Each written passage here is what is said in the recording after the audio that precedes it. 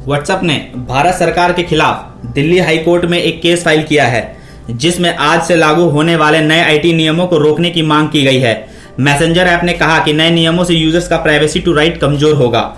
WhatsApp ने भारत सरकार के खिलाफ दिल्ली हाई कोर्ट में एक केस फाइल किया है, जिसमें आज से लागू होने वाले नए आईटी नियमों को रोकने की मांग की गई है।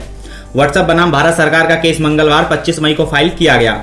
मैसेंजर ऐप ने कहा कि नए नियमों से यूजर्स की प्राइवेसी प्रभावित होगी। दरअसल केंद्र सरकार ने 25 फरवरी 2021 को भारत के इलेक्ट्रॉनिक्स और आईटी मंत्रालय की तरफ से डिजिटल कंटेंट को रेगुलेट करने के लिए 3 महीने के भीतर कंप्लायंस अधिकारी, नोडल अधिकारी आदि को नियुक्त करने के निर्देश दिए थे। इन सभी का कार्यक्षेत्र भारत में होना जरूरी है। सरकार द्वारा दिए गए आदेश के तहत कंपनियों को कंप्लायंस अधिकारी को नियुक्त करना होगा और उनका नाम और कॉन्टैक्ट एड्रेस भारत के पास होना अनिवार्य है।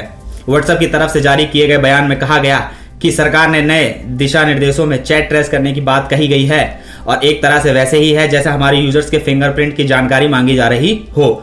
ये एंड टू एंड एन्क्रिप्शन को तोड़ देगा और लोगों के निजता के अधिकार और मौलिक रूप से कमजोर कर देगा। व्हाट्सएप की तरफ से कहा गया है कि हम इस मामले पर सिविल सोसाइटी के साथ हैं, जो दुनिया भर में व्हाट्सएप इस्तेमाल करने वाले लोगों की निजता की बात करता है।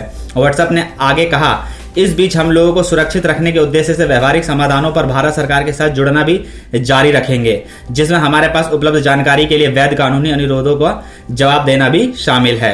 गौरतलब है कि गूगल और फेसबुक ने मंगलवार को कहा था कि वह नए नियमों का पालन करने की कोशिश कर रहे हैं। फेसबुक ने कहा था कि आईटी नियमों के अनुसार हम परिचालन प्रक्रियाओं को लागू करने और दक्षता में सुधार करने की ओर काम कर रहे हैं। हम हमारे प्लेटफॉर्म पर लोगों को स्वतंत्र रूप से और सुरक्षित रूप से खुद को व्यक्त करने की क्षमता के लिए प्रतिबद्ध हैं। जुड़े रहें क्रैक न्यूज।